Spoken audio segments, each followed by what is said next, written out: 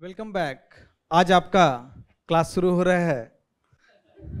हंस रहे हैं आप बहुत।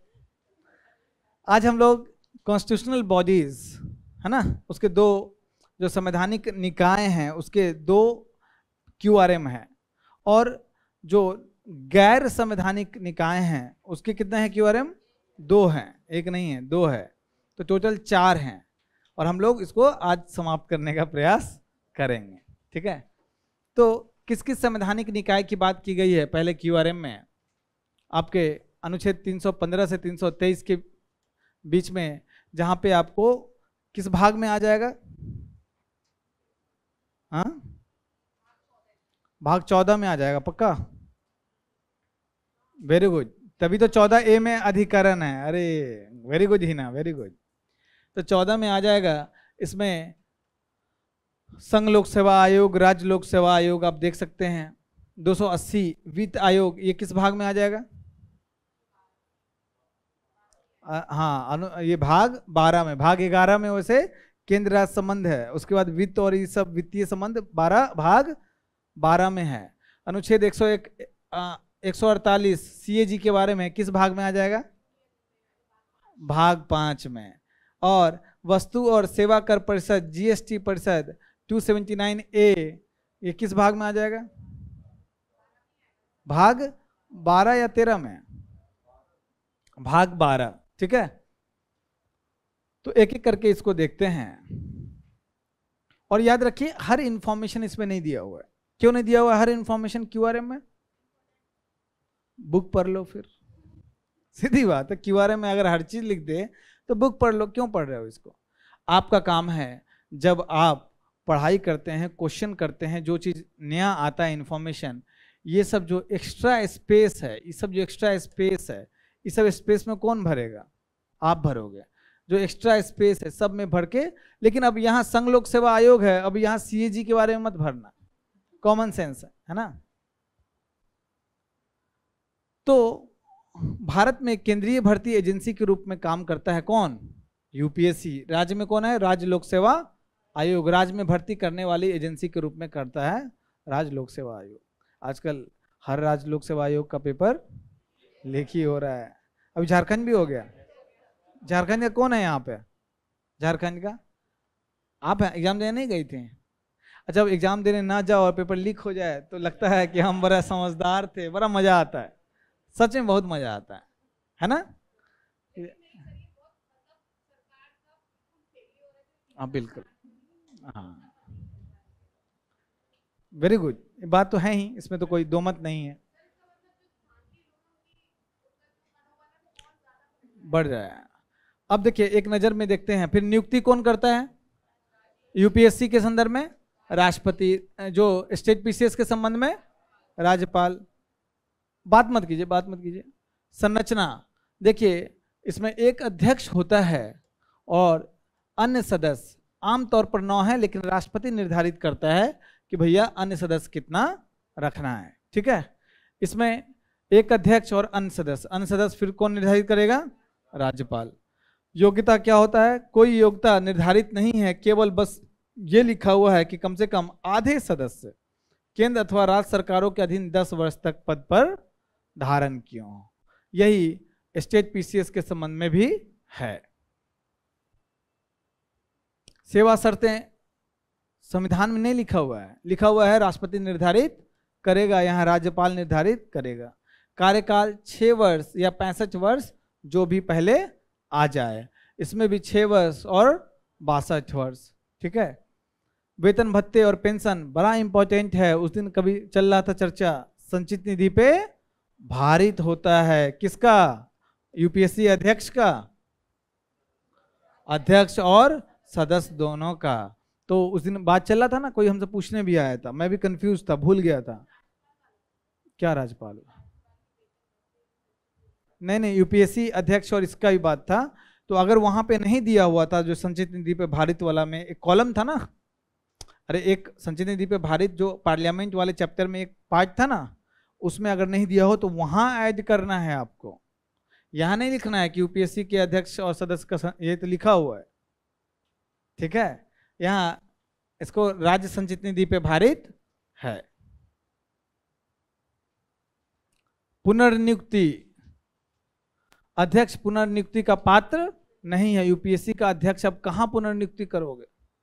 तो कहाँ पे जो यूपीएससी का सदस्य है वो यूपीएससी के अध्यक्ष के रूप में पुनर्नियुक्ति कर सकता है, किसी स्टेट पीसीएस के अध्यक्ष के रूप में पुनर्नियुक्ति कर सकता है। स्टेट पीसीएस का अध्यक्ष है वो थोड़ा ऊपर जाएगा, कहाँ जाएगा? यूपीएससी का सदस्य या फिर यूपीएससी का अध्यक्ष।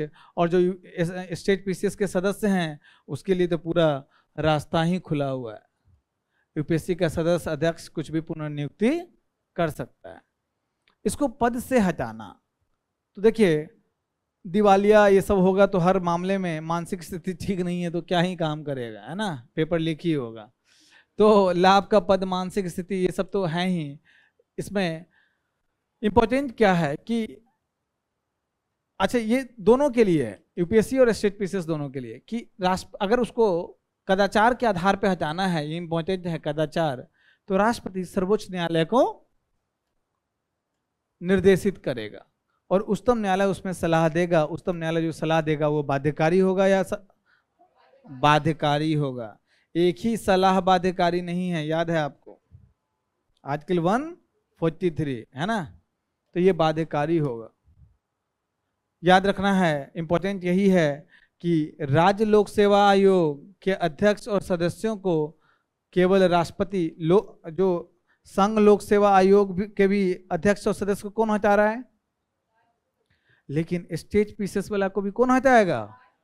नियुक्त कौन कर रहा है? राज्यपाल। हटा कौन रहा है? राष्ट्रपति। और कहाँ होता है?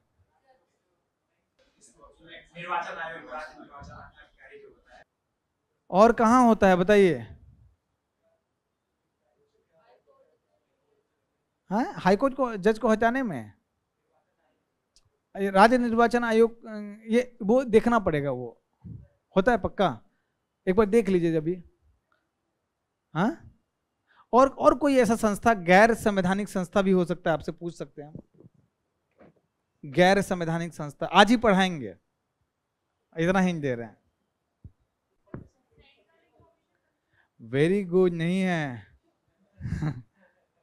अरे बताइए कौन बोला human right? Very good, very good, यहीं पे तुम राज खोल दिए। नेशनल ह्यूमन राइट कमीशन, इसके सदस्य को कौन नियुक्त करेगा? राष्ट्रपति। इसको हटाएगा कौन? राष्ट्रपति। स्टेट ह्यूमन राइट कमीशन नियुक्त कौन करेगा? राज्यपाल। हटाएगा राष्ट्रपति। ठीक है, राज्य निर्वाचन आयोग एक बार क्रॉस चेक कर लीजिए, अभी कर लीजिए, कोई आदमी मुझे बता दीजिए, यहीं पे लिखवा दूंगा, है ना, मेरा भी कंफ्यूजन दूर हो जाएगा। लेकिन ये समझ में आ गया ना आपको? इनका भूमिका उत्तरदायित्व क्या है? भर्ती करना, सलाहकारी कार्य करना, संयुक्त भर्ती। अगर ऐसा भी होता है कि यदि 2 या 2 से अधिक राज्य अनुरोध करे तो यूपीएससी उस राज्य के लिए कुछ क्या करेगा, सहायता कर सकता है या फिर नियुक्त कर सकता है। वार्षिक रिपोर्ट राष्ट्रपति और संबंधित राज्य के राज्यपाल को, मतलब यूपीएससी का वार्षिक रिपोर्ट किसको जाएगा, राष्ट्रपति को। राष्ट्रपति किसको भेजेगा, संसद को, प्रधानमंत्री नहीं, संसद के पटल पे रखवाएगा। वही चीज जो आपका राज्य के केस में राज्यपाल को जाता है। यूपीएससी और स्टेट इसका क्षेत्राधिकार का विस्तार क्रमशः संसद और राज्य विधायिका द्वारा किया जा सकता है। आर्टिकल 280 क्या है ये, वित्त आयोग।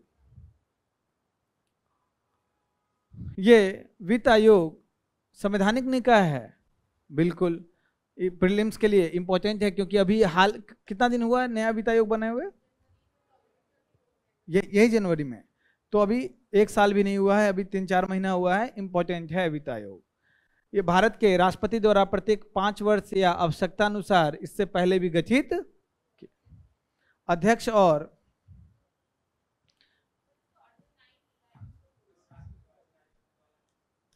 है।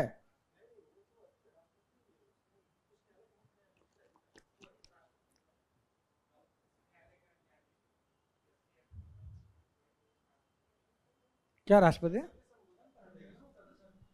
क्या बोल रहे हो? कदाचार क्षमता जैसे यूपीएससी वाले का सेम प्रोसीजर, उसका भी राष्ट्रपति हटाता है। तो ऐसे भी न्यायाधीश कैसे हटाएगा, वो तो जांच करेगा ना। तो हाँ, नहीं, तो हम क्या पूछ रहे हैं कि राष्ट्रपति उसको हटाता है क्या, तो फिर वही तो बोल रहा है। वेरी गुड, इसको भी लिख लीजिए। राज्य निर्वाचन आयोग के भी अध्यक्ष और उसके सदस्यों को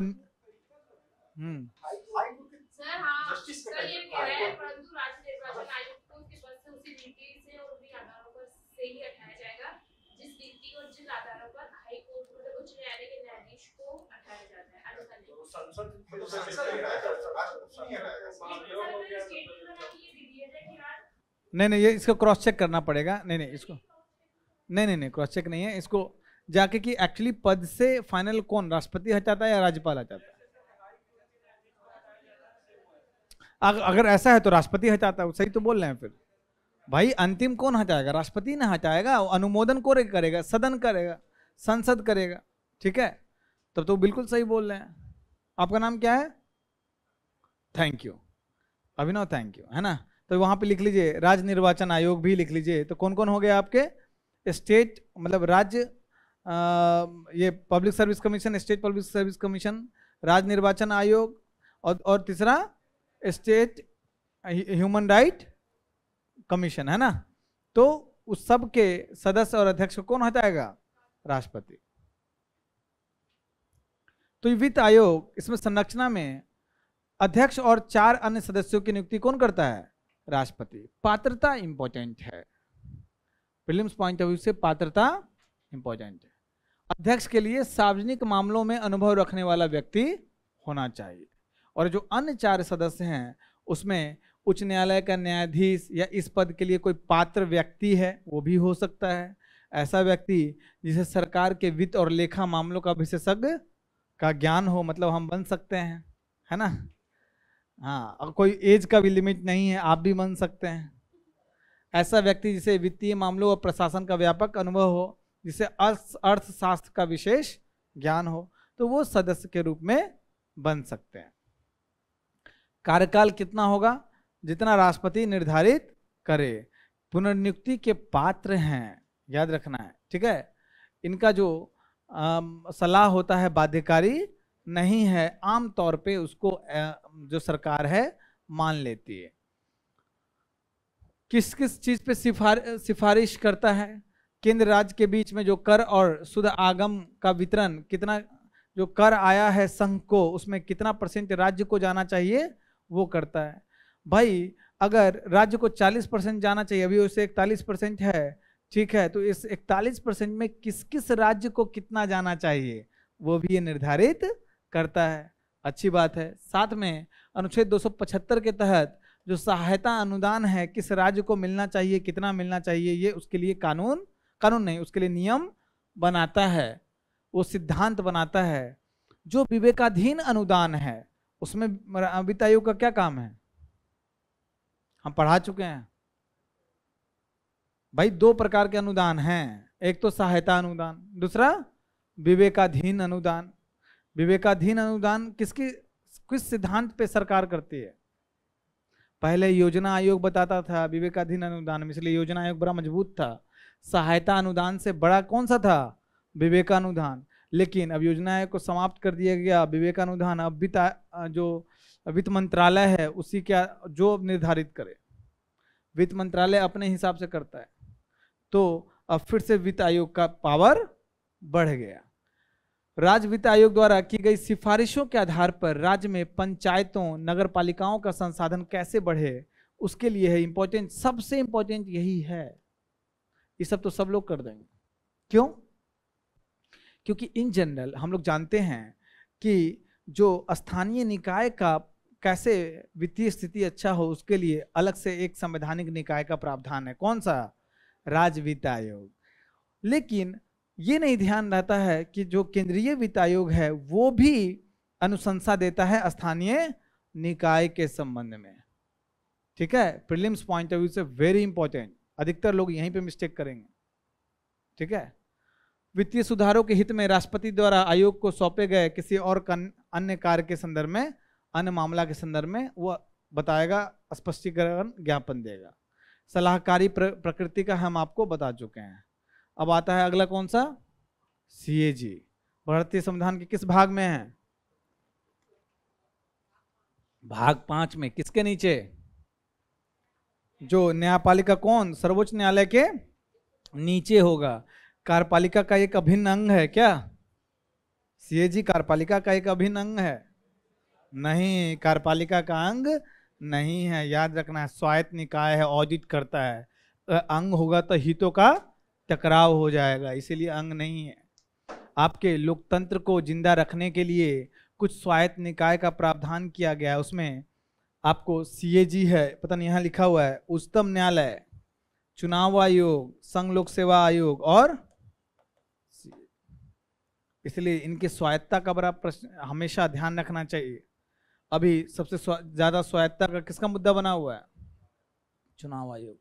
उसके बाद उच्चतम न्यायालय, उच्च न्यायालय इस्तीफा दे के चुनाव लड़ रहा है ना? तो सबसे इंपॉर्टेंट यही है, उच्चतम न्यायालय या उच्च न्यायालय। उच्च न्यायालय के पास बहुत पावर है।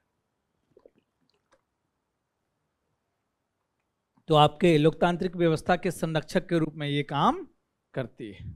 सीएजी ये इसकी नियुक्ति राष्ट्रपति द्वारा किया जाता है, एक स्वतंत्र पद है। ये भारतीय लेखा परीक्षा और लेखा विभाग का प्रमुख। लेखा परीक्षा मतलब जो ऑडिट होता है भाई, बैंक में काम होगा तो अभी जैसे मार्च एंडिंग है, खाली ऑडिट चल रहा होगा। किसी से पूछो सैलरी आया, पैसा है, अरे मार्च एंडिंग, सब यही बात बोलता है। ऑटो वाला, रिक्शा वाला, सब मार्च एंडिंग, मार्च एंडिंग। ठीक है, तो मार्च इसमें क्यों? क्योंकि एक एक चीज आपको ईयरली जितना गड़बड़ किए हैं सब इस समय ठीक करना होता है, तो ऑडिट होता है। तो भारतीय सरकार का सबसे बड़ा ऑडिटर कौन है? सीएजी है।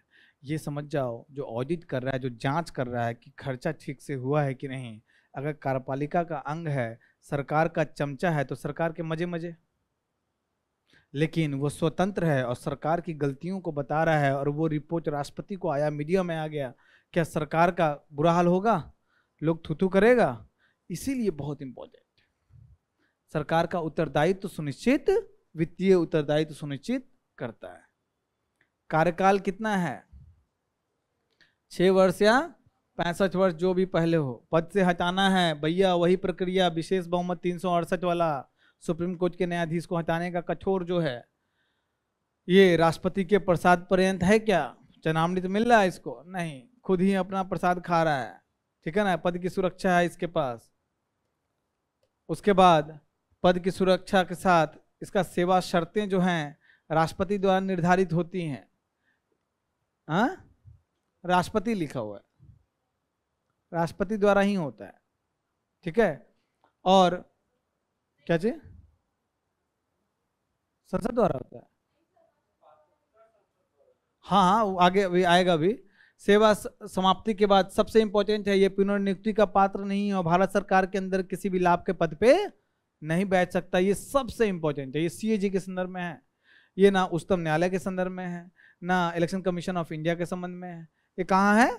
सीएजी। यही प्रावधान बोला जा रहा है सब में लागू करो, ठीक है। इसका सब ये भी बहुत इंपॉर्टेंट है, ये इलेक्शन कमीशन के साथ नहीं है, ये भारतीय सर्वोच्च न्यायालय के साथ है। सीएजू और उसके कार्यालय में सेवारत सभी कर्मचारी का जो पैसा वेतन भत्ता है कहाँ पे जाएगा? संचित निधि पे लटका रहेगा, भारित होगा, उसके संबंध में मतदान नहीं होगा, बस चर्चा कर सकते हो, ठीक है। इसकी शक्तियां क्या होगी, तो इसके कर्तव्य क्या होंगे, ये सब किसको अधिकार दिया गया है? संसद को। संसद ने नियंत्रक, महालेखा परीक्षक, कर्तव्य शक्तियां, सेवा शर्त अधिनियम 1971 पारित करके इसके काम को निर्धारित, क्या क्या कर्तव्य होगा उसको निर्धारित किया है।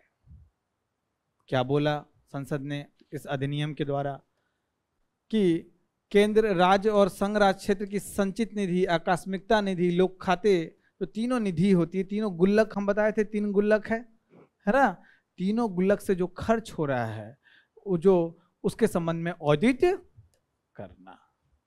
ऑडिट समझते हो ना? केंद्र और प्रत्येक राज्य की प्राप्ति, कितना पैसा आ रहा है, कितना खर्च हो रहा है, उसका ऑडिट करो। राष्ट्रपति या राज्यपाल कोई अनुरोध कर रहा है कुछ और, किसी और प्राधिकरण का लेखा परीक्षा करना, तो इंपॉर्टेंट बात क्या है कि इस पे नियुक्त कौन कर रहा है? राष्ट्रपति। इसका संसद कर्तव्य निर्धारित कर रहा है, संसद के अनुमोदन से हट रहा है, लेकिन लेखा परीक्षा ये संघ के साथ साथ राज्य, इसीलिए संघवाद के खिलाफ जाता है, ठीक है।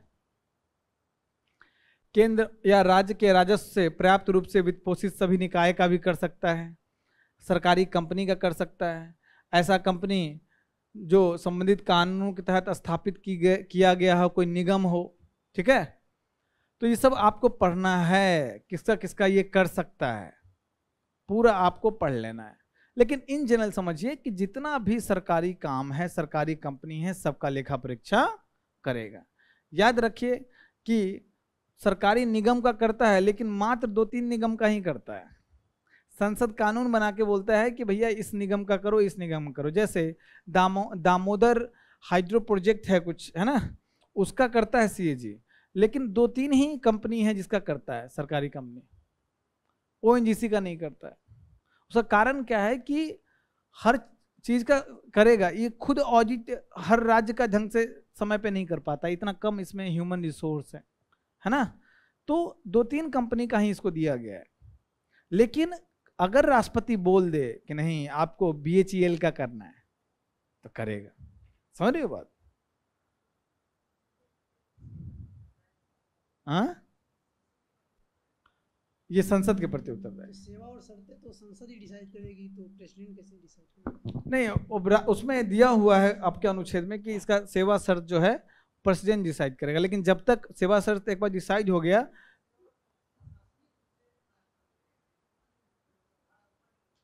क्या पद में, उसे कर्तव्य को निर्धारित कर रहा है संसद, उसके कर्तव्य को निर्धारित कर रहा है, इसलिए तो संसद कानून बनाया है। संविधान में लिखा हुआ है ये बात कि उसके जो कर्तव्य हैं, कार्य हैं, उस संबंध में संसद कानून बना के निर्धारित करेंगे। सेवा शर्त राष्ट्रपति के संदर्भ में बताया हुआ, ठीक है, रिपोर्ट राष्ट्रपति को देता है। उसके बाद इसका सीमाएं क्या है, याद रखिए, ये ऑडिट तब होता है जब पैसा खर्च हो चुका है ना। एक चीज और आपको बता दूं, ये लोकलेखा समिति का आंख और कान होता है। मतलब क्या हुआ, लोकलेखा समिति सबसे बड़ी समिति होती है, बड़ी मतलब संख्या में नहीं, अपने महत्व में। सरकार के खर्चों का जो संसदीय उत्तरदायित्व तय होता है लोकलेखा समिति से होता है। सीएजी वहां पे जाता है। इवन सीएजी का जो रिपोर्ट है वो लोकसभा अध्यक्ष और ये लोकसभा अध्यक्ष किसको देती है? लोकसभा अध्यक्ष लोकलेखा समिति को देती है। लोकलेखा समिति उस पर रिपोर्ट बना के वापस संसद को देता है।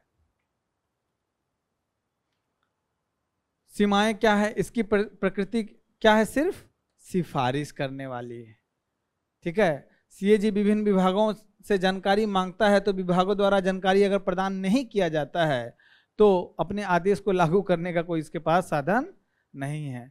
इसीलिए सीएजी में कहीं तुम पढ़े हो कि अर्ध न्यायिक संस्था के रूप में काम करता है। कोई पूछ रहा था कि सर फलाना अर्ध न्यायिक संस्था वित्त आयोग। इसका मतलब क्या हुआ, जहां भी अर्ध न्यायिक संस्था हुआ मतलब सिविल न्यायालय की शक्ति उसके पास आ गई। कोई अपना रिपोर्ट मंगवा सकता है, कोई डॉक्यूमेंट मंगवा सकता है, गवाह को उपस्थित करा सकता है, जाके डॉक्यूमेंट ले सकता है, सिविल न्यायालय की शक्ति मिल जाती है। ठीक है, ठीक है, किसी को हथकड़ी नहीं लगाएगा, आपराधिक न्यायालय की शक्ति नहीं है।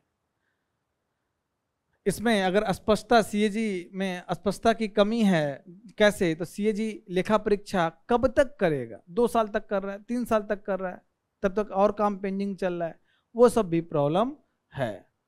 ठीक है, और सरकार के जो गोपनीय कार्य हैं उसमें ऑडिटिंग नहीं कर सकता, ये तो अच्छी बात है। रॉ का कुछ मामला हो उसमें क्या ऑडिट करेगा। अगला क्या है आपका,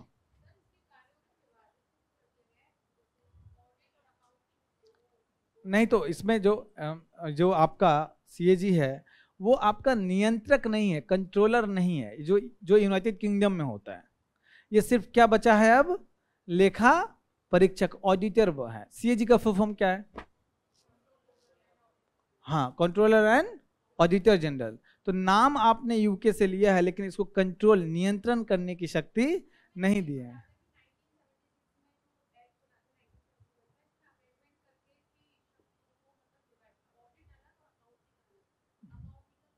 अच्छा अच्छा अच्छा, तो अकाउंटिंग के लिए अलग प्रीलिम्स, विजन में, प्रीलिम्स में, टेस्ट सीरीज में सवाल भी था इस पे, है ना। तो ऑडिटिंग के लिए तो सीएजी ही करता है ना, और इसे अकाउंटिंग के लिए क्या बताया, सीजीए। ठीक है, लेकिन ऑडिट का प्रमुख है लेखा परीक्षण। परीक्षण का मतलब क्या होता है, ऑडिट करना, ठीक है ना, उसका प्रमुख है। ठीक है, अब हम लोग वस्तु एवं सेवा कर परिषद पे देखेंगे। ये किस संविधान संशोधन द्वारा आया है, 101वां, पूरा याद है तुम्हें, 2016। और 100वां संविधान संशोधन क्या था, 102वां क्या था, और 103वां क्या था, 104वां क्या था, हाँ, 104वां। अरे एक आदमी बोले तुम, हाँ, मतलब SC ST का 10 साल का बढ़ाया गया और एंग्लो इंडियन तुम जाओ यहाँ से, है ना, तो वो हो जाएगा। 105वां,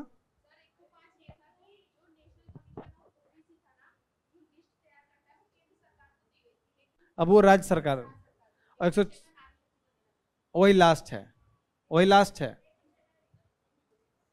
106 लास्ट है ना अभी तक। तो हाँ, तो याद रखिए कि 100 से लेके 106वां जो भी है लिस्ट, होमवर्क लिखिए, जो 100 से लेकर 106 संविधान संशोधन का लिस्ट बनाना है, किस लिए आया है, प्रीलिम्स में पूछ सकता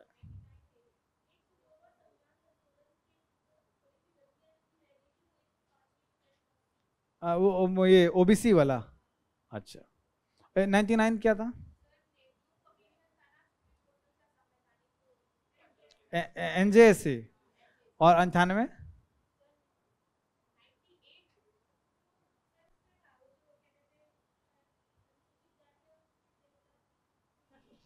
कोई बात नहीं, आप लोग 100 से, हाँ 97 तो सबको पता है, कोऑपरेटिव सोसाइटी। तो आप लोग लिस्ट बना लीजिए, जरूरी है क्योंकि काफी चर्चा में रहा है ये सब। 90, एक काम करो, 97 से लेके 106 तक का लिस्ट बना लेना, ठीक है। अब है आपका ये वित्त एवं जीएसटी परिषद किस लिए काम करता है। देखो, जो वस्तु और सेवा कर लगता है उसमें कौन कौन से सामान पे जीएसटी लगना चाहिए, इसके लिए आपस में मीटिंग करता है और वो निर्णय लेता है। निर्णय वोटिंग के माध्यम से होता है, बाध्यकारी होता है, ठीक है, बहुत बड़ी संस्था बन गई है अब ये। और क्या है कि कौन कौन सा इस लिस्ट से निकाला जाए, जैसे जो खासकर संघ बार बार बोलता है कि पेट्रोल को इसमें शामिल करो जीएसटी, तो ये बोलता है राज्य की पेट्रोल ही तो मेरा 2 ही साधन है ना, या तो पेट्रोल या फिर दारू, जो बिहार में बचा नहीं उनके पास, ठीक है। तो इसी में इतना मेरा पैसा कमाई होता है, उसको जीएसटी परिषद में आप शामिल मत कीजिए। ये निर्धारण, ये व्यापक विचार विमर्श ये सब करता है इसमें। इसका जीएसटी परिषद की कार्य प्रणाली में सहकारी संघवाद को फॉलो किया जाता है, जहां पे केंद्र और राज्य दोनों साथ आके एक निश्चित लक्ष्य की ओर जा रहे हैं।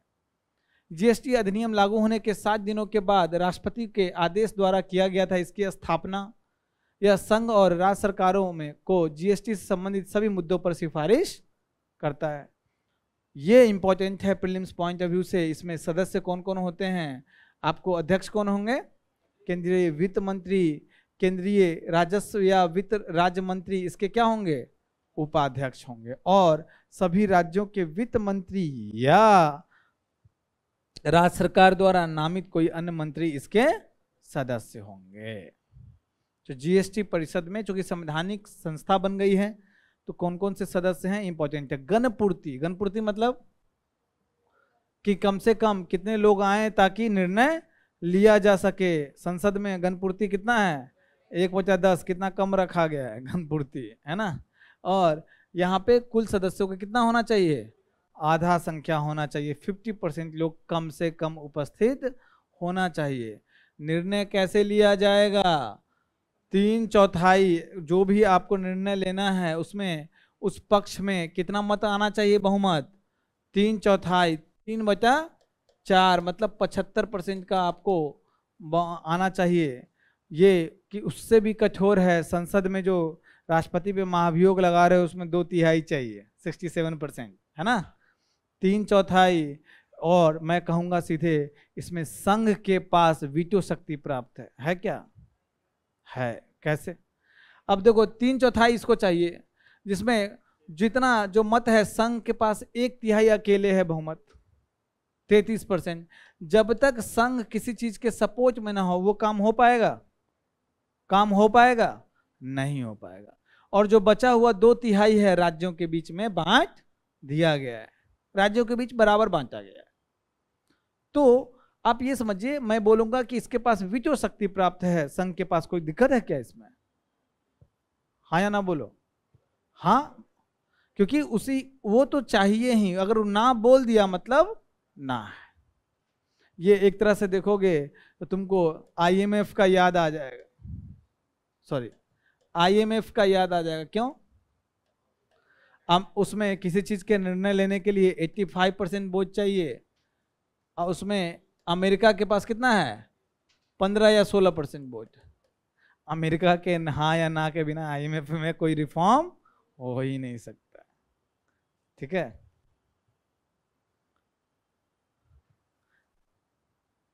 इसका कार्य क्या क्या है जीएसटी परिषद का, आपको खुद डिटेल में पढ़ना है, लेकिन मैंने बता ही दिया है कि जो कर या उपकर लगाए जाते हैं वस्तु और सेवा पे, उसको जीएसटी में शामिल किया जा सकता है या नहीं किया जा सकता है, इस पर निर्णय लेना।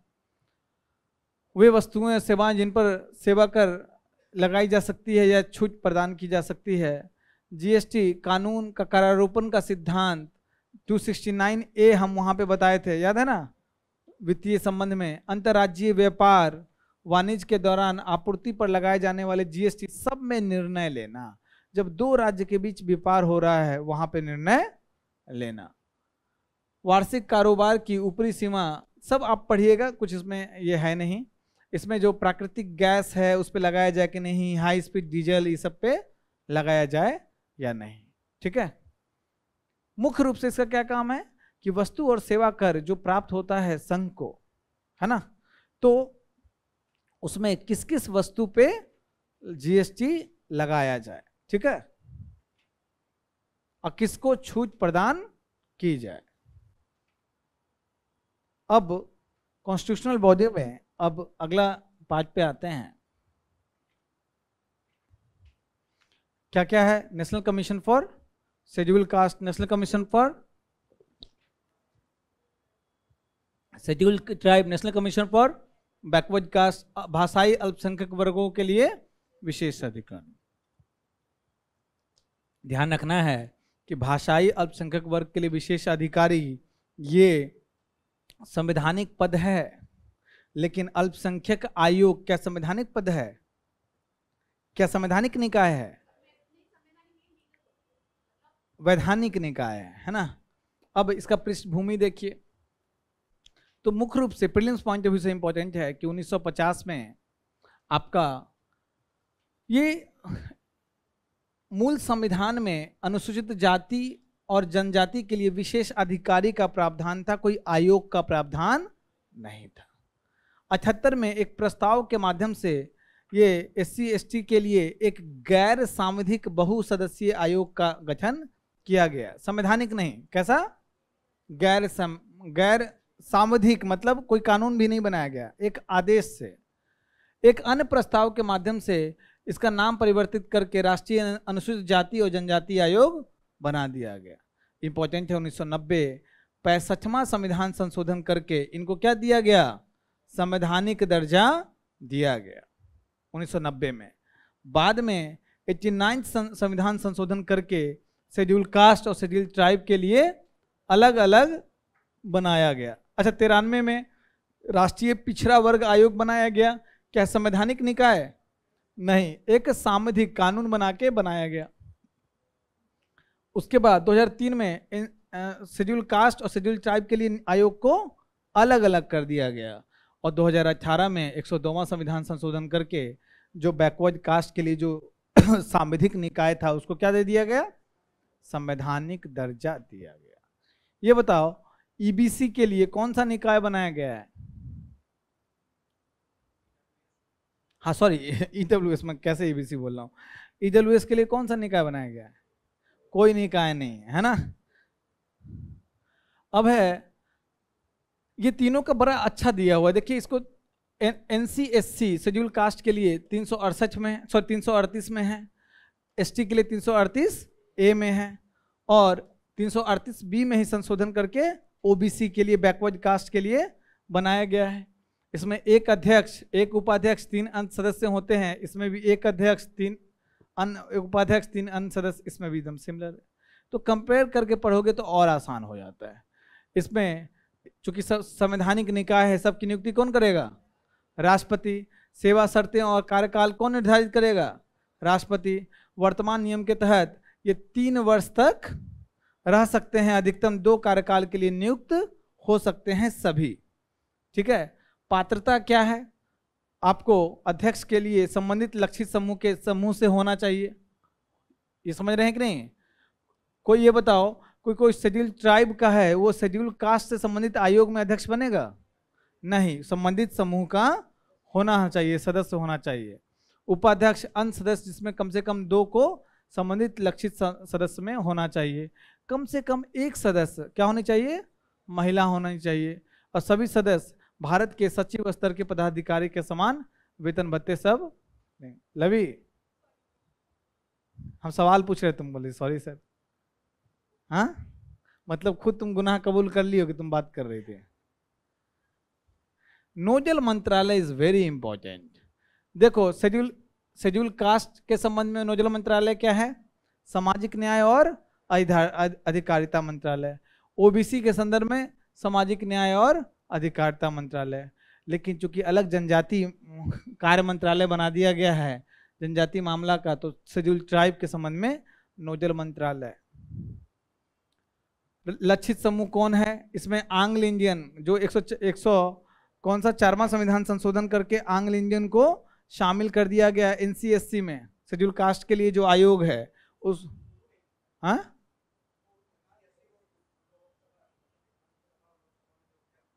नहीं, तो ये शुरू से आंग्ल इंडियन का भी देखते थे क्या? देखते थे क्या कि बाद में ये? मुझे लगता है कि मैंने जहां तक पढ़ा है। हाँ? अच्छा, एक बार क्रॉस चेक कर लीजिएगा इसको भी, ठीक है। लेकिन अच्छा इन्फॉर्मेशन आपने दिया। और उसके बाद जनजाति है, यहाँ सामाजिक एवं शैक्षणिक रूप से पिछड़े वर्ग है। किसको रिपोर्ट सौंपता है? सब किसको सौंपेगा? राष्ट्रपति को। सिफारिश भी देगा राष्ट्रपति, चूंकि संवैधानिक संस्था है, संसद के पटल पे इसको रखेगा। याद रखो, तीनों संस्था को सिविल न्यायालय की शक्ति प्राप्त है। मतलब किसी चीज को जांच करना है ना, वो वहां पे यहाँ लिखा हुआ देखो है ना, सिविल न्यायालय की सभी शक्ति, जैसे किसी भी व्यक्ति को बुलाना, हाजिर करवाना, दस्तावेज का प्रकट करवाना, पेश करवाना, किसी भी अदालत या कार्यालय में किसी भी सार्वजनिक रिकॉर्ड को प्रकट या पेश करवाना, सिविल न्यायालय की यही शक्ति होती है। ठीक है, क्या क्या कार्य हैं, तो उस संबंध में ये जांच पड़ताल करता है कि जो लक्षित समूह है ना, शेड्यूल कास्ट है, शेड्यूल ट्राइब है, ओबीसी है, उसके संबंध में जांच पड़ताल करता है कि योजना काम कर रहा है कि नहीं, जो सरकार विभिन्न योजना चला रही है वो सही से काम कर रहा है कि नहीं, कोई प्रभावी क्रियान्वयन, उनके संरक्षण, इस सब संबंध में सिफारिश करता है। आप समझ रहे होंगे, है ना। इंपॉर्टेंट क्या है, एनसी/एसटी को कुछ और विशेष कार्य दिए गए हैं, क्योंकि शेड्यूल ट्राइब के संबंध में है, जो वन में रहते हैं, तो अनुसूचित जनजातियों के लोगों के लिए लघु वनोपज पर स्वामित्व का अधिकार देने संबंधी उपाय करना, खनिज संसाधन, जो फॉरेस्ट राइट एक्ट में पढ़े हो ना, वो सब भी देखता है ये प्रावधान कि भाई पूरा हो रहा है या नहीं हो रहा है। ठीक है, तो इसको पढ़ लीजिएगा।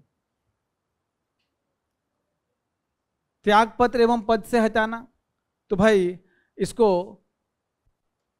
राष्ट्रपति को ठीक है भाई त्याग पद दे देगा, इसको कदाचार के माध्यम से हटाना है तो उच्चतम न्यायालय इसको जांच करेगा, देखेगा दोषी है कि नहीं। उसके अलावा तो ये दिवालिया वालिया नागरिक वागरिक तो आप लोग देख ही रहे हैं ना, दिवालिया हो गया या फिर मानसिक संतुलन ही खो दिया है। ठीक है, लेकिन राष्ट्रपति जांच करके उच्चतम,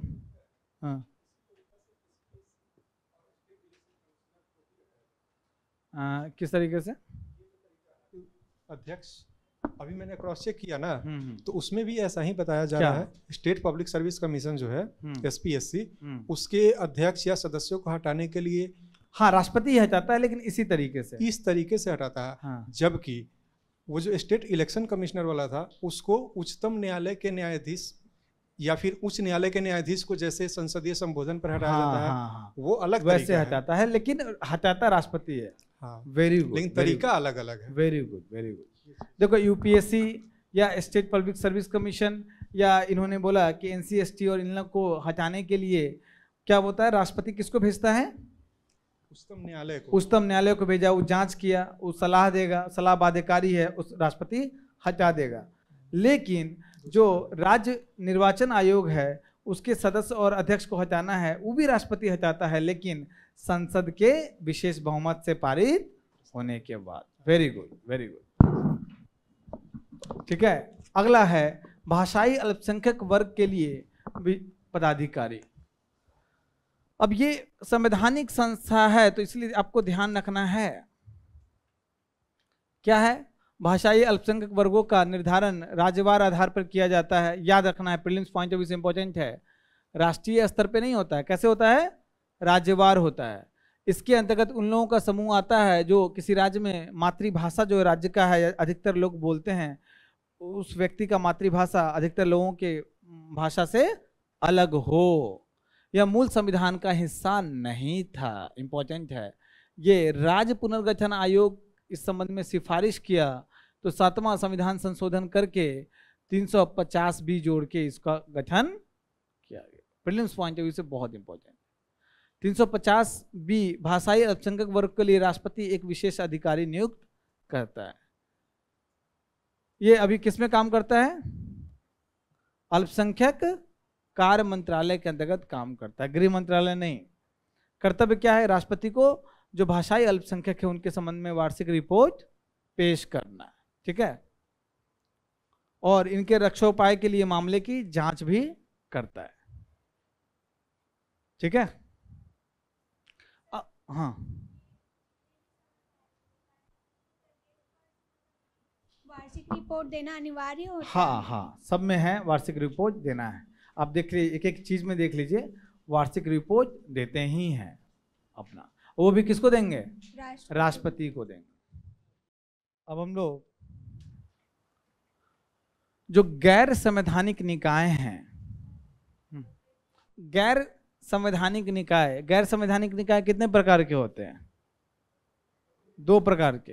कौन कौन, या तो ये सांविधिक निकाय हो या फिर या गैर सांविधिक निकाय हो, मतलब कोई अधिनियम द्वारा स्थापित नहीं है।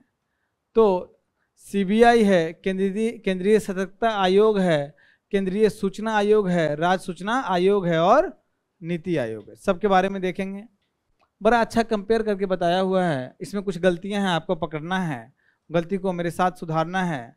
तो बताइए, केंद्रीय सूचना आयोग 2005 में कौन से अधिनियम द्वारा बना? आरटीआई लिख लीजिए, आरटीआई एक्ट 2005 द्वारा इसको गठन किया गया। जो राज्य सूचना आयोग है किसके द्वारा गठन किया गया? आरटीआई एक्ट 2005 द्वारा। उसके बाद केंद्रीय सतर्कता आयोग है, ये भ्रष्टाचार के संबंध में है। संथानम समिति के अनुशंसा पे 1964 में इसका गठन किया गया है। सरकार के एक कार्यकारी प्रस्ताव के माध्यम से गठन किया गया है। लेकिन आप बोलोगे कि सर कार्यकारी निकाय है, बाद में इसको सांविधिक मतलब कानून बना के इसको सांविधिक निकाय बनाया गया है। अब सीबीआई 1963 में बनाया, संथानम समिति की सिफारिश पर गृह मंत्रालय के एक प्रस्ताव द्वारा बाद में इसको किस मंत्रालय को सौंप दिया गया? कार्मिक। बहुत सारे लोगों को लगता है कि गृह मंत्रालय के अंतर्गत है, ठीक है, प्रीलिम्स पॉइंट ऑफ व्यू से वेरी इंपॉर्टेंट। क्या सीआईसी एक संवैधानिक निकाय है? क्या सीबीसी एक संवैधानिक निकाय है? क्या सीबीआई एक संवैधानिक निकाय है? बोलिए। हाँ, तो ये भी क्रॉस कीजिए, गलत है। हाँ हाँ, आगे आते हैं ना, क्रॉस मारा हुआ है ना, नीचे देखो क्रॉस मारा हुआ, देख के बोल रही हो, सबको पता है। खैर ठीक है, समझ रही हो ही ना। अब इसमें संवैधानिक निकाय तीनों नहीं है। सांविधिक निकाय, देखिए ये सांविधिक निकाय है कौन? CIC, chief information commission. ये क्या है? CVC, central vigilance commission. ये जब गठन हुआ था तो सांविधिक निकाय नहीं था, वैधानिक निकाय नहीं था। 2003 में दया करके इसको वैधानिक निकाय बना दिया गया। लेकिन जो आपका सीबीआई है, ना तो संवैधानिक निकाय है, ना फिर हिना ने मुझे बताया है ना, मुझे पहले पता नहीं था। खैर मजाक कर रहा हूं। तो यह दिल्ली विशेष पुलिस स्थापना 1964 से अपना क्या करता है? शक्ति प्राप्त करता है। अब संरचना को एक साथ देखेंगे, क्या है संरचना। तो मुख्य सूचना आयुक्त होते हैं और 10 से अनधिक क्या होते हैं? सूचना आयुक्त होते हैं, ठीक है। इसमें केंद्रीय सतर्कता आयुक्त होता है और 2 से अधिक सतर्कता आयुक्त नहीं हो सकता, मैक्सिमम 2। यहाँ में इसका प्रमुख एक डायरेक्टर होता है और एक विशेष निदेशक या एक अतिरिक्त निदेशक उसको सहायता प्रदान करता है। इसकी नियुक्ति राष्ट्रपति, यहाँ भी राष्ट्रपति, यहाँ केंद्र सरकार द्वारा। अब देखो यहाँ पे चूंकि ये सांविधिक निकाय नहीं है तो नियुक्ति केंद्र सरकार द्वारा करेगा। रिपोर्ट भी किसको देगा? केंद्र सरकार को देगा। यह एक समिति की सिफारिश पर, जिसमें अध्यक्ष के रूप में प्रधानमंत्री, लोकसभा में विपक्ष का नेता और प्रधानमंत्री द्वारा नामित एक कैबिनेट मंत्री होता है। यहाँ पे देखिए अध्यक्ष के रूप में प्रधानमंत्री, देखिए एकदम यहाँ कैबिनेट मंत्री की जगह क्या है? यहाँ इंपॉर्टेंट है, ये भी ठीक है, ये भी ठीक है, बस यहाँ पे मुख्य न्यायाधीश आ जाते हैं। अगर नहीं है तो किसी को भेज देंगे। सीबीआई में मुख्य न्यायाधीश आ जाते हैं, इंपॉर्टेंट है। सर्वोच्च न्यायालय यही चीज चाह रही थी, किसमें? इलेक्शन कमीशन में, लेकिन सरकार ने उसको पलट दिया, ठीक है। अब इंपॉर्टेंट यहाँ है, अब मुझे बताइए कार्यकाल और सेवा शर्तें, क्या ये सही लिखा हुआ है? क्यों? माइक दीजिए, माइक दीजिए, माइक दीजिए। नहीं नहीं नहीं, माइक दीजिए। आपका आवाज उतना तेज नहीं है, मुझे मेरे पास नहीं आ पाएगा। हाँ बोलिए। सर आरटीआई अमेंडमेंट एक्ट 2019 में सीआईसी और स्टेट स्तर पर दोनों की जो नियुक्ति का कार्यकाल है वो केंद्र सरकार डिसाइड करेगी। और उसमें कम से कम 3 साल रहना चाहिए, लेकिन केंद्र सरकार चाहे तो उसको चेंज भी कर सकती है। ये इवन इसके वेतन भत्ते भी हर चीज केंद्र सरकार डिसाइड करेगी। मतलब बड़ा अच्छा बताया इन्होंने कि केंद्र सरकार डिसाइड करेगी कि जो इलेक्शन कमीशन ऑफ इंडिया, क्यों कमीशन बोल रहा हूँ, जो चीफ इंफॉर्मेशन कमीशन है ना, सेंट्रल इंफॉर्मेशन कमीशन और स्टेट इंफॉर्मेशन कमीशन के जितने भी सदस्य हैं उसकी सेवा शर्तें क्या होगी, वो कोई फिक्स नहीं, वो खुद डिसाइड करेगी। आज मन है 3 साल, अगला दिन 4 साल, जो मन है। पूरी शक्ति अपने पास ले लिया किसने? केंद्र सरकार ने। बड़ा आलोचना हुआ इस चीज का, लेकिन सर्वोच्च न्यायालय भी कुछ नहीं बोल पाया, लेकिन बहुत आलोचना हुआ है। मतलब जिस बॉडी को थोड़ी स्वायत्ता प्राप्त थी, आपने स्वायत्ता खींच के एकदम ले लिया। अब तो इसीलिए अब यहाँ पे ये चीज गलत हो गया, आपको लिखना पड़ेगा कि आरटीआई अमेंडमेंट एक्ट 2019 के तहत ये सेवा शर्तें कौन निर्धारित करेगी? केंद्र सरकार।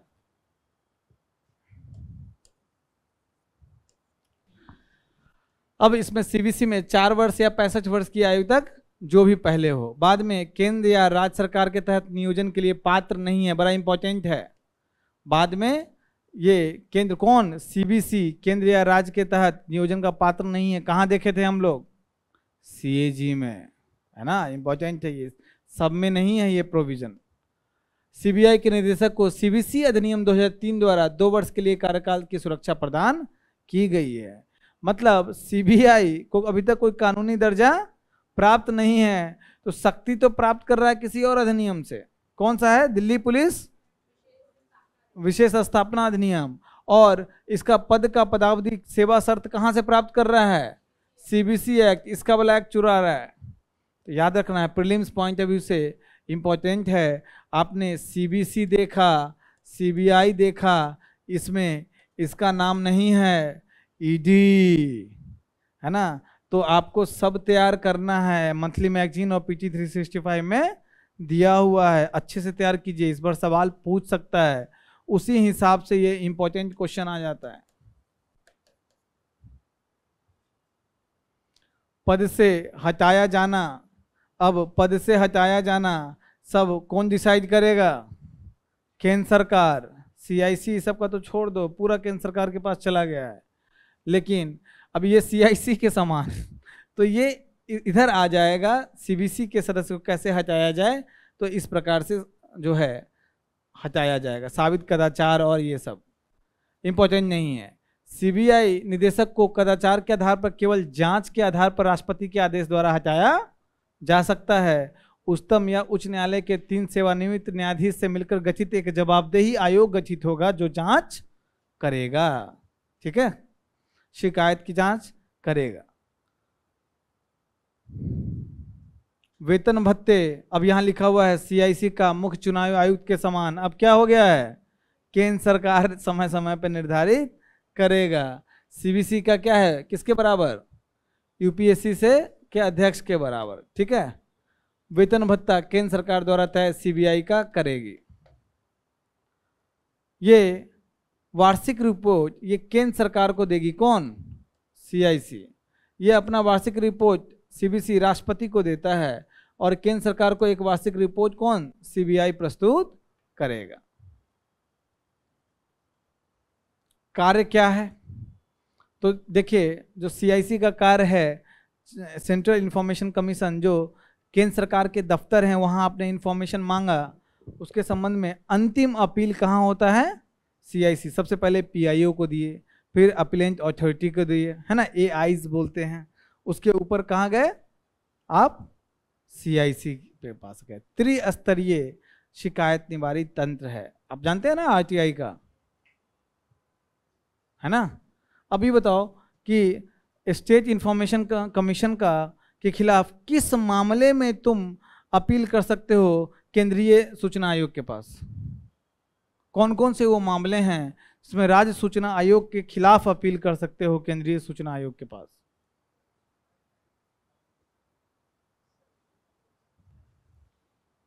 बताइए, हम क्या पूछ रहे हैं? हम पूछ रहे हैं स्टेट इंफॉर्मेशन कमीशन, किस मामले में तुम सेंट्रल इंफॉर्मेशन कमीशन के पास जाओगे? कौन बताएगा? मोनिका बताइए।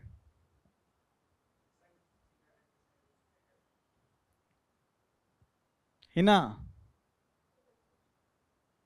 आप बताइए। आप कम बताते हैं, सही बताते हैं, बताइए। बहुत बिल्कुल गलत लग रहा है। माइक दीजिए, माइक दीजिए। फाइनली कोई तो गलत बोला, माइक दीजिए, माइक पे गलत बोलिए। क्या बोलिए, बोलिए। सर हमको लग रहा है कि अधिकतम अगर 90 दिन से अधिक समय तक रोकते हैं तो फिर क्यों? एक चीज सब लोग मिस कर रहे हो, एक चीज सब लोग मिस कर रहे हो। देखो फिर से ध्यान से देखो, नाम देखो क्या है।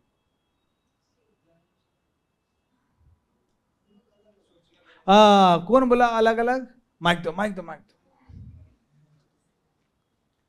फाइनली कोई तो सही बोला, very good, clapping, seriously clapping है, सही में। माइक दो भाई, उसको माइक दो।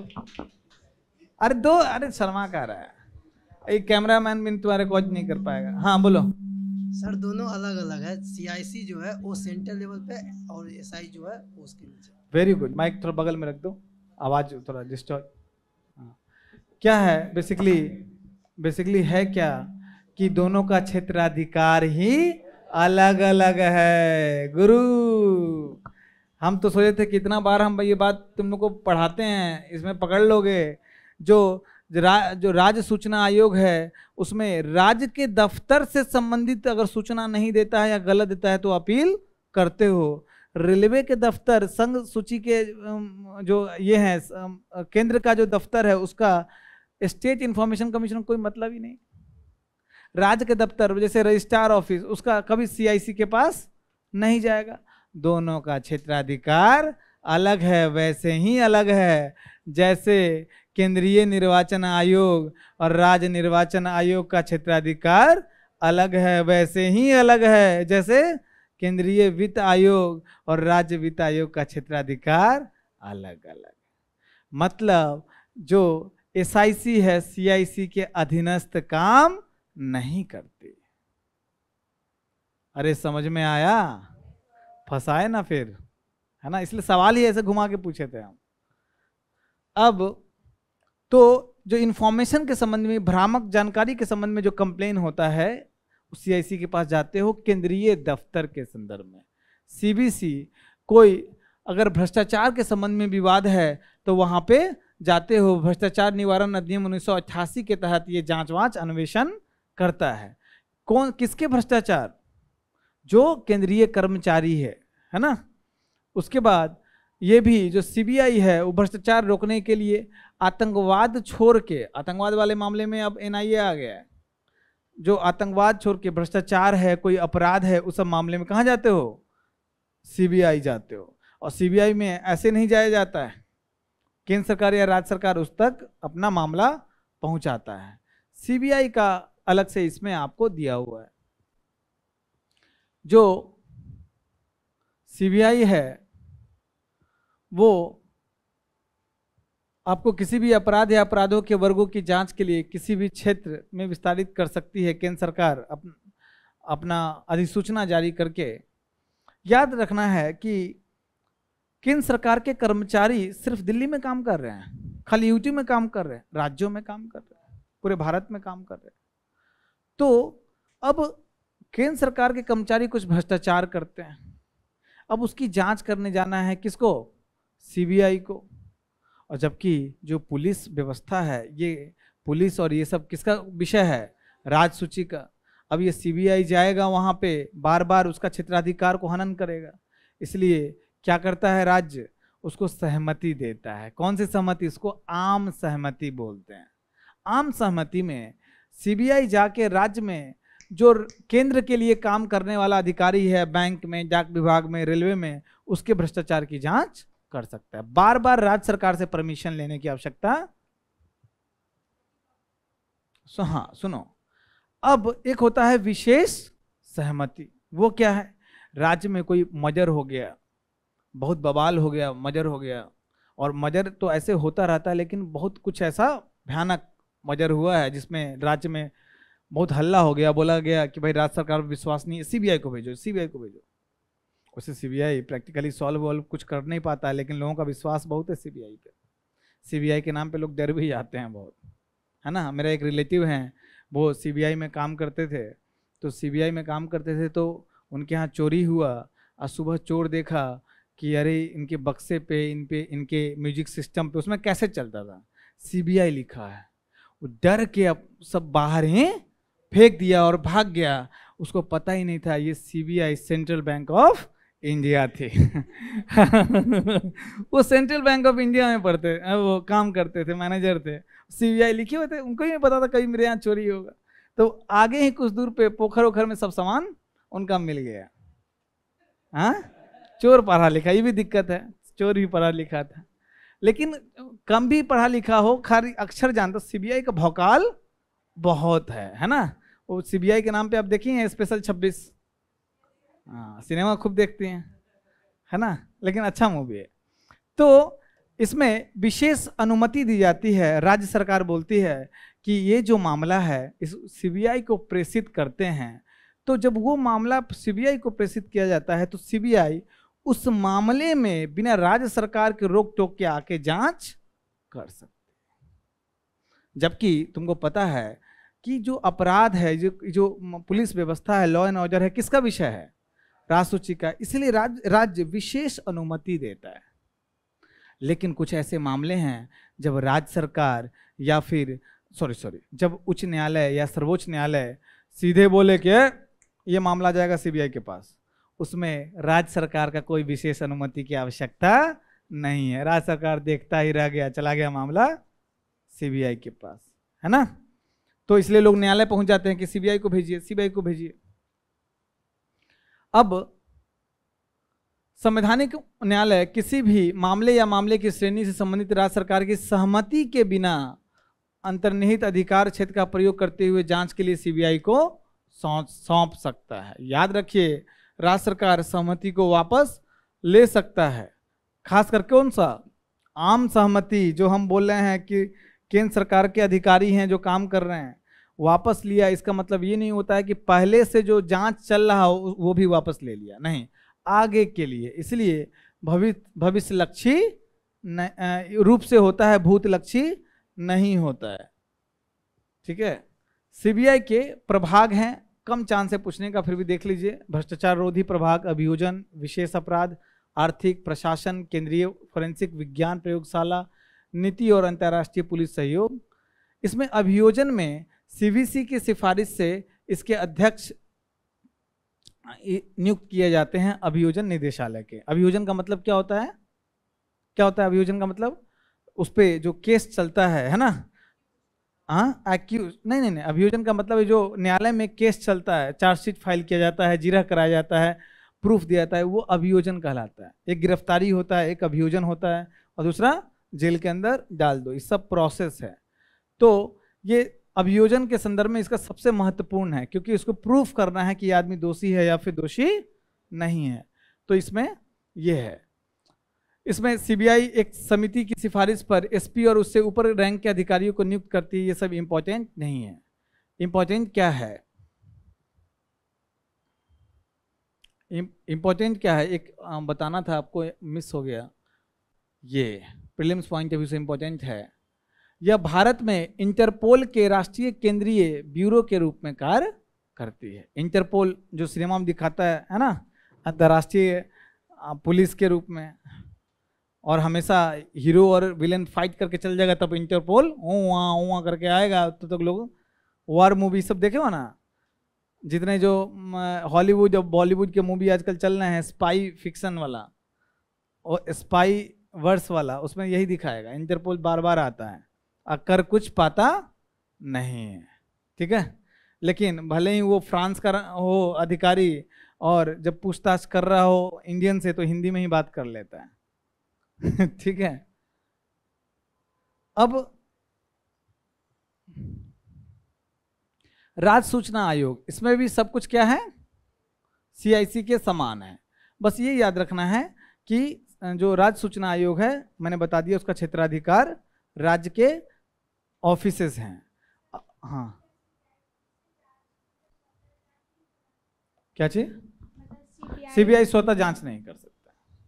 जब केंद्र सरकार बोलेगी तभी जांच कर हाँ, सकती है। किसी मामले, लेकिन जहाँ तक मुझे याद है भ्रष्टाचार के संबंध में लोग जा सकते हैं, लेकिन एग्जैक्ट मुझे क्लियर नहीं है चीज। स्वतः संज्ञान नहीं लेता है सीबीआई, ठीक है सर। केंद्र सरकार बोलेगा तभी करेगी कि राज्य सरकार? नहीं, केंद्र सरकार, केंद्र की एजेंसी है, केंद्र सरकार बोलती है, और राज्य कुछ विशेष मामले में बोलती है कि मेरा भी केस देख लो, ठीक है। अब है आपका नीति आयोग 2015 में गठन किया गया कार्यकारी आदेश से।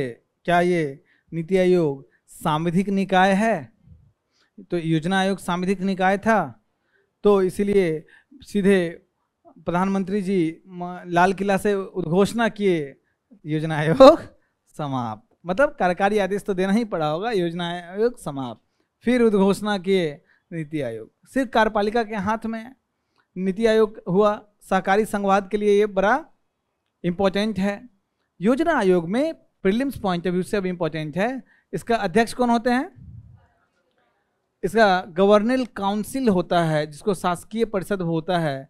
सभी राज्यों के राज्यमंत्री मुख्यमंत्री होते हैं, और संघ शासित प्रदेश के मुख्यमंत्री और या फिर जहाँ पे उपराज्यपाल है वो गवर्निंग काउंसिल में होता है। क्षेत्रीय परिषद क्या होता है? कोई एक विशेष मामला है वहाँ देखना है तो तदर्थ रूप से बनाया जाता है, प्रधानमंत्री अध्यक्षता करते हैं और जो राज्य प्रभावित है उससे बैठा के मीटिंग करते हैं। विशेष आमंत्रित व्यक्ति कौन होता है? जो प्रधानमंत्री कुछ लोगों को आमंत्रित करते हैं जो अपने क्षेत्र में कुछ विशेषज्ञ लोग हैं, थिंक टैंक हैं। पूर्णकालिक संगठनात्मक ढांचा, इसका अपना एक सचिवालय होता है ना, अपना एक सचिवालय बताए थे क्या किस लिए इम्पोर्टेंट है। इसमें आपको अध्यक्ष प्रधानमंत्री, उपाध्यक्ष कौन होगा?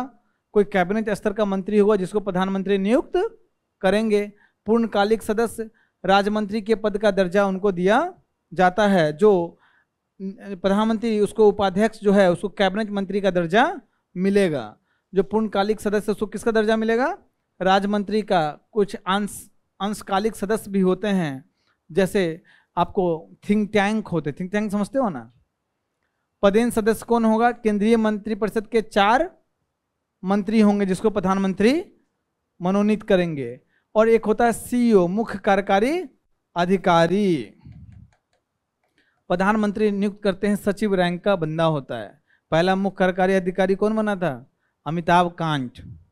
सबसे मतलब बहुत फेमस हुए अमिताभ कांत, है ना। तो अमिताभ कांत बने थे पहला सीईओ, सब लोग उनको अध्यक्ष ही समझता था। NITI Aayog prelims point of view से इम्पोर्टेंट है, यहाँ मार्क कर लीजिए, समझाने वाला कुछ चीज़ है नहीं कि इसका अनुसंधान शाखा, आंतरिक क्षेत्रवाद विशेषज्ञता, परामर्श शाखा आवश्यकता के अनुसार निजी और सार्वजनिक, राष्ट्रीय और अंतर्राष्ट्रीय क्षेत्र से किया जाता है। एक टीम इंडिया शाखा होता है, ठीक है। ये शाखा याद रखिए कि कौन कौन से शाखा, अनुसंधान शाखा भी होता है, परामर्श शाखा होता है, टीम इंडिया शाखा होता है। इससे संबंध स्वायत्त निकाय भी जो नीति आयोग से संबंध होते हैं, याद नहीं हो पाएगा, बस नाम ध्यान रखिए। National institute of labour economic research and development, दूसरा development monitoring and evaluation office, DMEO। बस देख के जाइएगा, पूरा इसमें डिटेलिंग करने की आवश्यकता नहीं है, ठीक है। लास्ट एक और बचा है फाइनली, 32 QRM थे, एक और देख लेते हैं। अब है देखिए, गैर संवैधानिक निकाय में राष्ट्रीय मानवाधिकार आयोग और राज्य मानवाधिकार आयोग। अब इसको संवैधानिक दर्जा दिया, सांविधिक दर्जा दिया गया। कैसे? 1993 में मानव अधिकार संरक्षण अधिनियम 1993 बनाया गया। उसमें बोला गया इस अधिनियम में केंद्र स्तर पे एक राष्ट्रीय मानवाधिकार आयोग का गठन होगा और राज्य स्तर पे हर एक राज्य मानवाधिकार आयोग गठन करेगा, ठीक है। इसमें ये भी है कि अभी तक सभी राज्य ने मानवाधिकार आयोग नहीं गठन किया है, ठीक है। इसमें मानवाधिकार संरक्षण संशोधन अधिनियम 2019 को राष्ट्रीय मानवाधिकार आयोग के संचालन को अधिक समावेशी बनाया गया है। देखेंगे कैसे। इसमें बड़ा इंपॉर्टेंट है कि इसमें कौन कौन समिति होती है जो इसको नियुक्ति के लिए आती है, और साथ में नियुक्ति की पात्रता किसकी है, और साथ में इसमें कौन कौन से सदस्य होते हैं, बड़ा इंपॉर्टेंट है। अब नियुक्ति कौन करता है? केंद्र स्तर पे राष्ट्रपति, राज्य स्तर पे राज्यपाल। लेकिन एक समिति की सिफारिश पे अध्यक्ष कौन है? प्रधानमंत्री। गृह मंत्री भी हैं, लोकसभा में विपक्ष का नेता है, राज्यसभा में विपक्ष का नेता है, स्पीकर भी हैं, और उपसभापति, सभापति नहीं है, क्या है? उपसभापति। क्यों? जो सभापति हैं वो उपराष्ट्रपति हैं, वो इस समिति का हिस्सा नहीं बनते हैं। बनेंगे तो फिर प्रधानमंत्री बेचारे कैसे अध्यक्ष बन पाएंगे, क्योंकि पद में ऊपर हैं, है ना। अब यहाँ पे अध्यक्ष मुख्यमंत्री, ठीक है, यहाँ से यहाँ मैच हो रहा है, आपको देखिएगा राज्य का गृह मंत्री मैच हो गया, विधानसभा अध्यक्ष यहाँ भी है, लोकसभा स्पीकर, विधानसभा में विपक्ष का नेता, यहाँ भी आपको लोकसभा में विपक्ष का नेता। याद रखना है जहाँ पे विधान परिषद है यहाँ पे राज्य में, वहाँ पे विधान परिषद में विपक्ष का नेता और विधान परिषद का सभापति होता है, उपसभापति नहीं। यहाँ तो मजबूरी था उपसभापति को लाना, वहाँ पे कौन होगा? विधान परिषद में सभापति, ठीक है। तो समिति के अध्यक्ष बन जाते हैं, इसलिए है ना। सेम बात मैंने 5 मिनट पहले, हाँ, तो मतलब सेम चीज बोला था कि प्रधानमंत्री अध्यक्ष नहीं बन पाएंगे जब अगर इतना उपराष्ट्रपति नंबर 2 प्राथमिकता वाले होते हैं, है ना, अगर वो आ गए इसमें सदस्य में तो उन्हीं को अध्यक्षता करना पड़ेगा, है ना। संरचना, अध्यक्ष, पहले जो मूल रूप से कानून बनाया गया उसमें था कि मुख्य न्यायाधीश भारत के मुख्य न्यायाधीश के रूप में रहा हो, है ना, सेवारत या फिर सेवानिवृत्त। लेकिन कितना मुख्य न्यायाधीश उपलब्ध है? बहुत कम। तो बाद में संशोधन करके क्या बोल दिया? मुख्य न्यायाधीश या फिर उच्चतम न्यायालय का कोई एक न्यायाधीश अगर सेवानिवृत्त हो अध्यक्ष बन सकता है। इस केस में अध्यक्ष कौन होगा? उच्च न्यायालय के सेवानिवृत्त मुख्य न्यायाधीश या फिर न्यायाधीश। एक सदस्य जो भारत के उच्चतम न्यायालय के न्यायाधीश या किसी उच्च न्यायालय का मुख्य न्यायाधीश है या रहा हो, एक सदस्य वो हो सकता है। उसके बाद 3 सदस्य मानवाधिकारों से संबंधित मामलों का ज्ञान या व्यवहारिक अनुभव रखने वाले होने चाहिए, जिसमें क्या होना चाहिए? महिला। यहां तक तो ध्यान में रखना है, उसके अलावा बड़ा इंपॉर्टेंट है। उसके बाद इसके पदेन सदस्य कौन कौन होते हैं? National commission for schedule caste, national commission for schedule tribes, national commission for backward caste. उसके बाद ये सब आपको ही बताइए, संवैधानिक संस्था है, आयोग है, बिल्कुल। अब नेशनल कमीशन फॉर क्या है? ये क्या है? विमेन। क्या ये महिला आयोग संवैधानिक संस्था है? नहीं, तो गैर संवैधानिक संस्था भी है। अब इसका फुल फॉर्म कोई बता दे।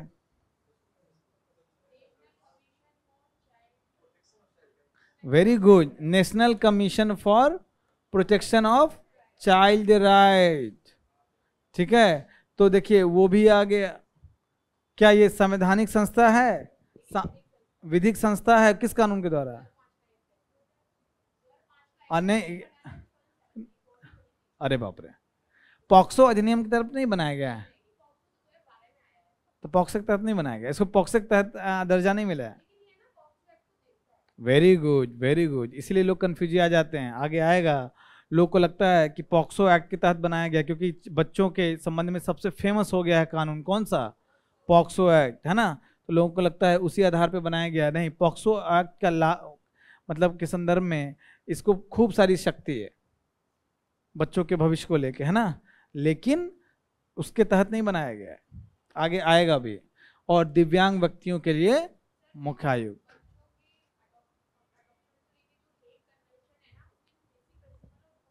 Very good, very good, thank you. अब ये इंपॉर्टेंट इसलिए है कि अब देखिएगा लगभग जितने वंचित समूह हैं सब इसमें आ गए। लेकिन इसमें बताओ अल्पसंख्यक आयोग है क्या? है? अल्पसंख्यक आयोग मुझे नहीं दिख रहा है। क्या भाषाई अल्पसंख्यक का आयुक्त है क्या? जबकि संवैधानिक पद था, याद है? वो भी नहीं है। अब इसमें उसी प्रकार का मानवाधिकार के संबंध में ज्ञान व्यवहार ये सब रखने वाला राज्य के संदर्भ में होना चाहिए। ठीक है, इसमें ये सब नहीं है राज्य के संदर्भ में, जो केंद्र के संदर्भ में है। संरचना इंपॉर्टेंट है, संरचना के सामने लिख लीजिए कि इंपॉर्टेंट। अब केंद्र वेतन भत्ते पेंशन केंद्र सरकार द्वारा निर्धारित करता है, उधर राज्य सरकार निर्धारित करता है। सेवा शर्तें, इसको दोनों के सदस्यों को की नियुक्ति 3 वर्ष की अवधि के लिए 70 वर्ष की आयु तक जो भी पहले हो जाए। यहां भी वही चीज है। क्यों यहां 70 वर्ष है, कोई बताएगा? 65 तक तो भैया वही है ना, और उसके बाद 2-3 साल रेस्ट किया होगा, फिर बना होगा। त्याग पत्र किसको दे सकता है? राष्ट्रपति को। ये राज्यपाल को। पुनर्नियुक्ति के लिए पात्र हैं, दोनों ही पुनर्नियुक्ति के लिए पात्र हैं। इसके कार्य क्या है? अपने अपने क्षेत्रों में जो मानवाधिकार का उल्लंघन हुआ है उसका जांच करना। इंपॉर्टेंट क्या है यहाँ पे? स्वतः संज्ञान ले सकता है। क्या महिला आयोग स्वतः संज्ञान ले सकती है? बिल्कुल। आप देखते ही हैं दिल्ली की जो महिला आयोग है स्वतः संज्ञान जगह जगह लेती रहती हैं, स्वाति मालीवाल। तो ये ले सकता है स्वतः संज्ञान जहां पे मानवाधिकार का उल्लंघन हो। हाँ,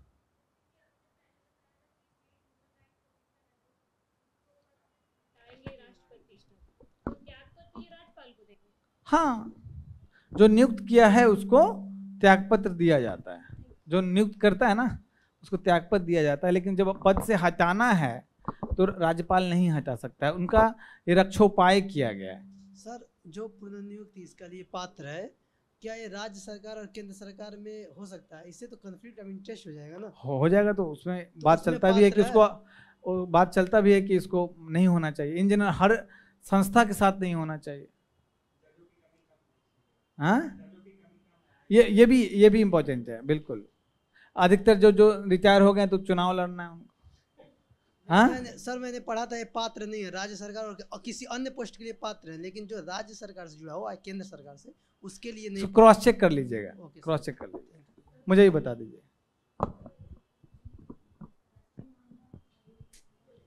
माइक राष्ट्रीय मानवाधिकार आयोग में हाँ। जो ये अल्पसंख्यक आयोग है, राष्ट्रीय अल्पसंख्यक आयोग, इसको भी ऐड किया गया है। 7 बॉडीज कब ऐड किया गया एक बार बता दीजिए, मुझे भी थोड़ा ऐसा लग रहा था। इसमें देख लीजिए एक बार, है क्या? सर है। हाँ? मैंने चेक किया है। क्रॉस चेक किया है? एक बार चेक कर लीजिए कि अच्छा।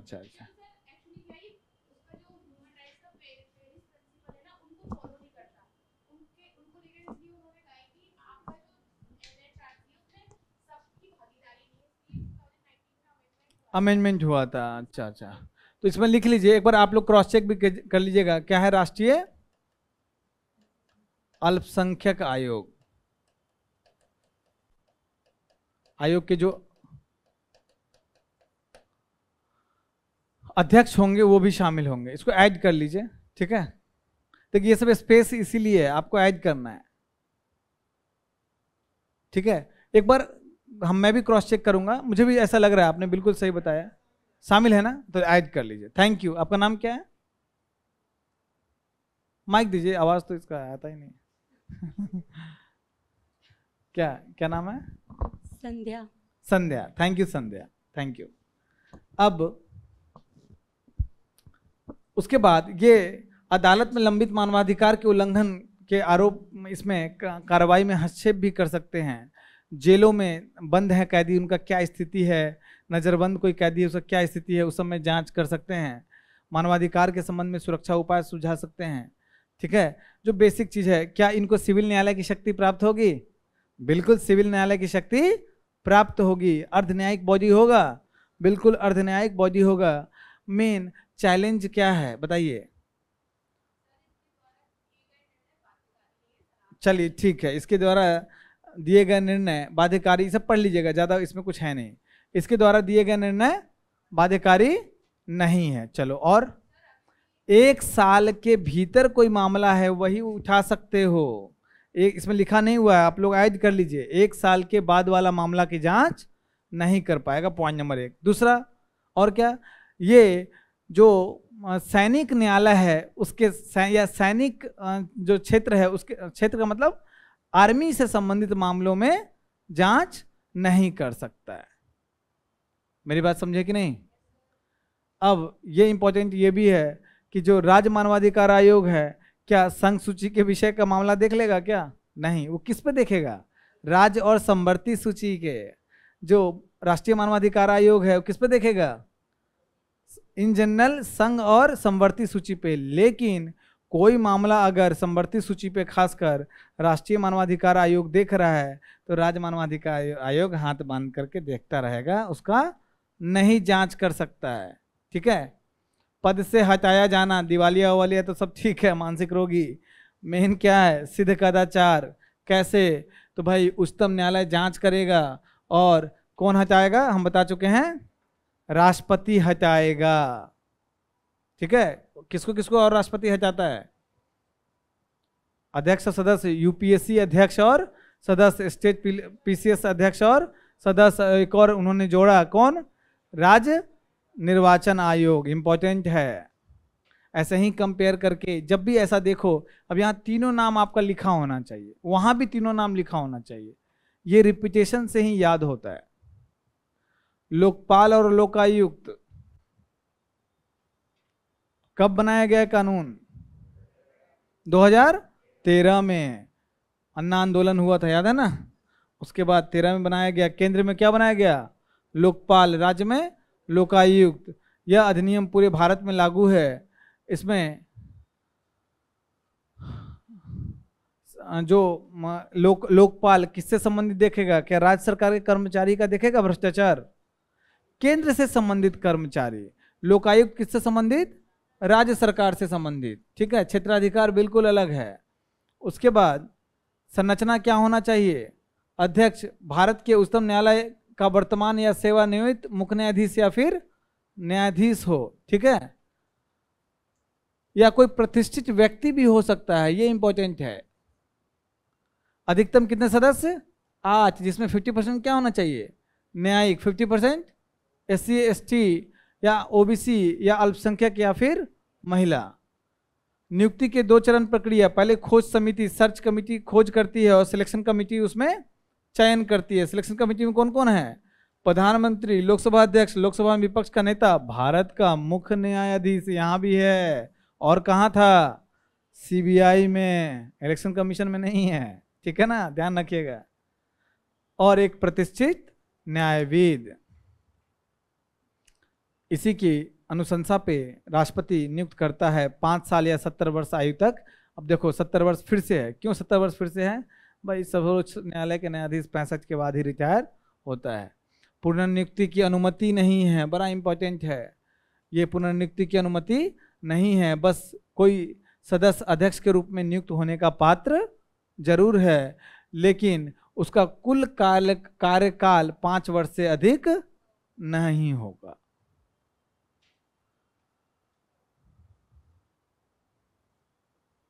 ये भी है भाई, जब अपना पद छोड़ेगा तो कोई भी राजनयिक पद केंद्र शासित प्रदेश में प्रशासक के रूप में नियुक्त नहीं होगा। कोई लाभ के किसी अन्य पद पर नियोजन नहीं होगा। पद त्याग की तिथि से 5 वर्ष की अवधि के भीतर कोई भी चुनाव सब लड़ नहीं सकता है। ये जो 5 वर्ष लिख दिया गया या कुछ वर्ष लिख दिया गया, इसी को कूलिंग ऑफ पीरियड कहते हैं। ठीक है। CAG के केस में तो कुछ नहीं है, इसमें भी लगभग कुछ नहीं है, बस यहाँ पे 5 वर्ष जोड़ दिया गया। ठीक है। पंचायत का भी चुनाव मुखिया नहीं बन पाएगा। पद से हटाया जाना राष्ट्रपति द्वारा हटाया जा सकता है। ठीक है। दिवालिया वालिया तो ठीक है भाई, उच्चतम न्यायालय के रिपोर्ट के अनुसार पर हटाया जा सकता है, लेकिन इसमें अलग क्या है? कम से कम 100 सांसदों का हस्ताक्षर होना जरूरी है। लोकपाल का क्षेत्राधिकार, ये इंपॉर्टेंट है, राष्ट्रपति नहीं आता है। प्रधानमंत्री, केंद्र सरकार का कोई मंत्री, सांसद सदस्य, केंद्र सरकार के समूह ABCD ग्रुप का जितना जो आपको UPSC से लेके SSC से लेके जो भी ABCD जितना ग्रुप है, सबका व्यक्ति का जांच कर सकता है। या किसी सरकारी कंपनी, सोसाइटी, ट्रस्ट, इस सब का भी जांच कर सकता है। इंपॉर्टेंट, वेरी इंपॉर्टेंट, तो लिख लो वेरी इंपॉर्टेंट, स्टार मार्क। तीसरा बहुत इंपॉर्टेंट है, कोई भी सोसाइटी या ट्रस्ट या निकाय जिसको 10 लाख से अधिक रुपए का अंशदान, विदेशी फॉरेन फंडिंग मिल रहा है, कितना, 10 लाख से अधिक, एनजीओ भी हो सकता है ना।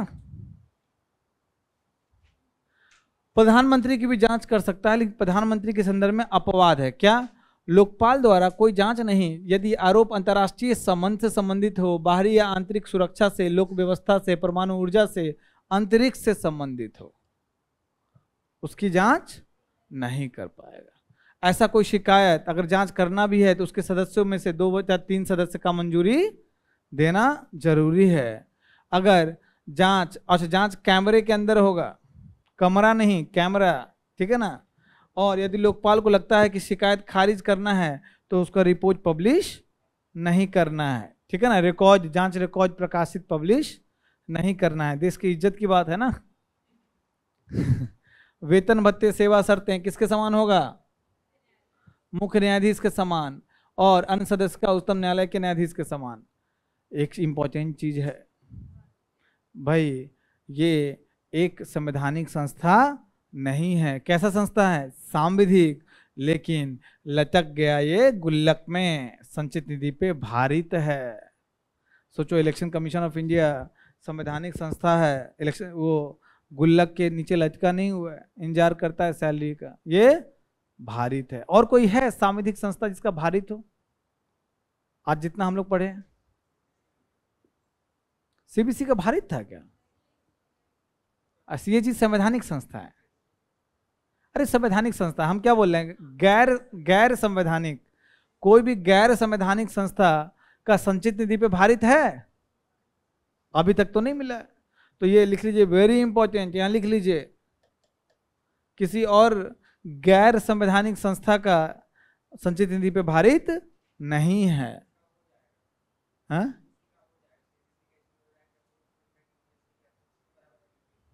नहीं, बराबर है, बराबर से। ऐसे तो मुख्य न्यायाधीश के अध्यक्ष के बराबर इसकी सैलरी है, और बहुत जगह तो भारी थोड़ा ना है, बराबर उतना अमाउंट होगा।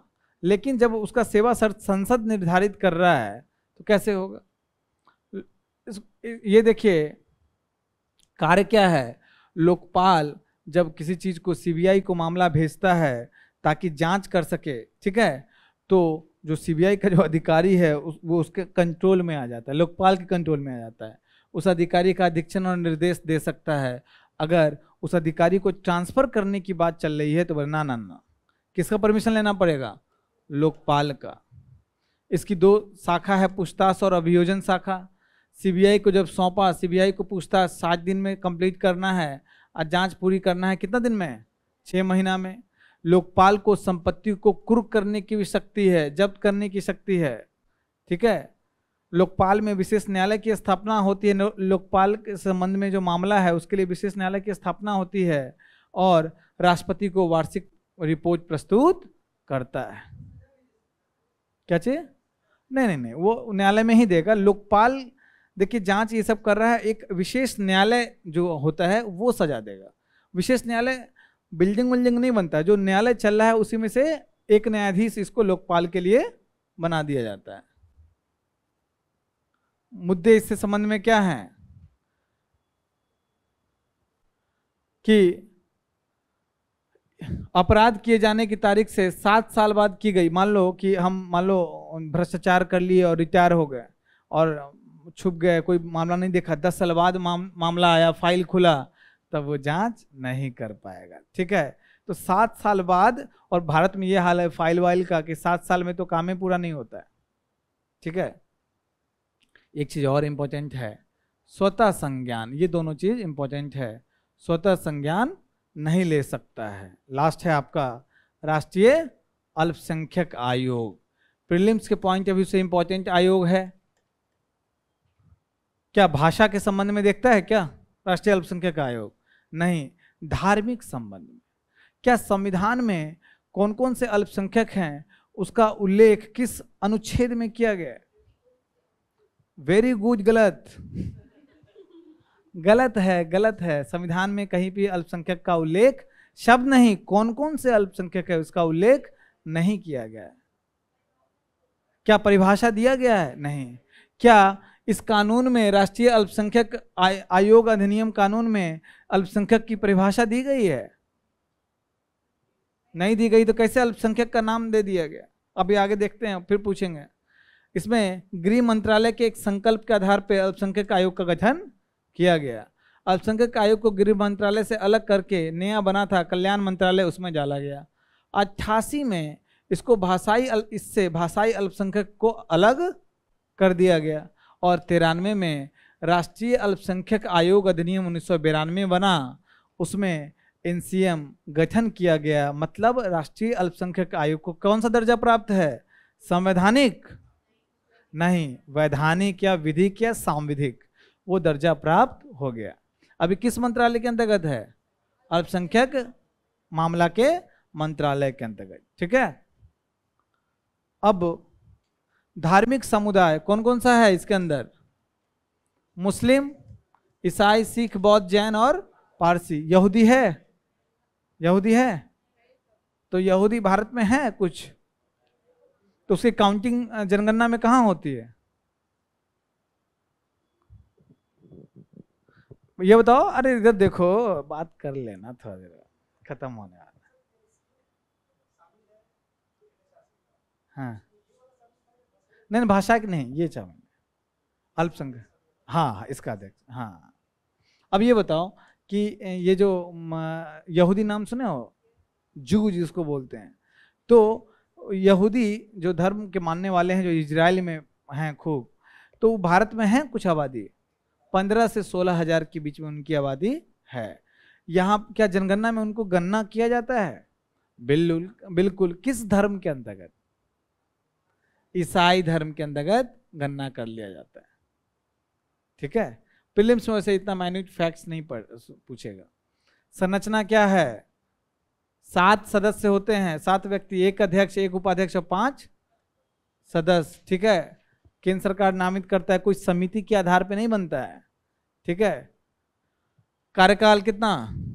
3 वर्ष। केंद्र सरकार निर्धारित करेगा इसका वेतन भत्ता। क्या संचित निधि पे भारित होगा? कोई मतलब नहीं। ठीक है। रिपोर्ट संसद में प्रस्तुत होता है, किसको देता है अपना रिपोर्ट? इसको पद से हटाया जाएगा, ऐसे ही हटा सकता है। ठीक है। कुछ दिवालिया उवालिया कोई इंपॉर्टेंट नहीं है। अब आपसे मैं पूछता हूं कि जो अल्पसंख्यक कौन है, ये परिभाषा कहाँ दिया हुआ है? भारतीय संविधान में? हाँ, इस कानून में अल्पसंख्यक की परिभाषा दी गई है? नहीं दी गई है। तो फिर कैसे बोल दिया मुस्लिम, सिख, ईसाई सब कैसे बोल दिया? नहीं, राज्यवाही निर्भर होगा तो ईसाई तो नाम आता ही नहीं। नॉर्थ ईस्ट में तो बहुत सारे राज्य में बहुसंख्यक हैं ईसाई। ये पूरे देश के हिसाब से होता है, लेकिन कोई परिभाषा नहीं दिया गया, ना तो संविधान में, ना ही इस विधान में, ना ही इस कानून में कोई परिभाषा नहीं। बस ये धर्मों का उल्लेख किया हुआ है कि ये अल्पसंख्यक हैं। भाषाई, धार्मिक, ईसाई भाषाई अल्पसंख्यक। हाँ वो तो अलग है, लेकिन ये धार्मिक के मामले के संदर्भ में। ठीक है। और जो भाषाई के संबंध में कौन से थे? वो राज्यवार था, याद होगा। उसके लिए विशेष आयुक्त है, अनुच्छेद 350B है। हाँ, संवैधानिक संस्था है। कितनी अच्छी बात बताया आपने। अब है इसमें कार्य देखेंगे। अल्पसंख्यकों के विकास के लिए ये सब तो है ही। केंद्र सरकार को रिपोर्ट देता है जो। अच्छा ये बताओ, इसको सिविल न्यायालय की शक्ति प्राप्त होगी? नहीं है प्राप्त। क्या ये स्वतः संज्ञान नहीं लेता है? अल्पसंख्यक आयोग क्या कुछ अगर अल्पसंख्यक के खिलाफ चल रहा है तो कुछ बोलता नहीं है, कुछ संज्ञान नहीं लेता है, कुछ जांच नहीं करता है? शिकायत आने तो वो उसमें भी सिविल न्यायालय की शक्ति प्राप्त होगी। इसकी सिफारिश बाध्यकारी किसी की बिना न्यायालय के अलावा किसी की सिफारिश सरकार पे बाध्यकारी नहीं होता है। ठीक है। इसको अच्छे से पढ़ लीजिएगा। कौन से मतलब?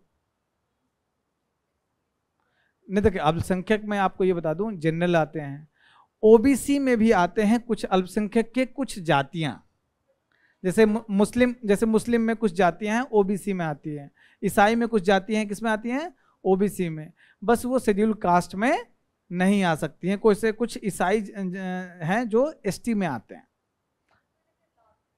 क्यों नहीं लाभ मिलते? ओबीसी का लाभ नहीं मिलेगा? हाँ, उसको तो कैसे मिलेगा?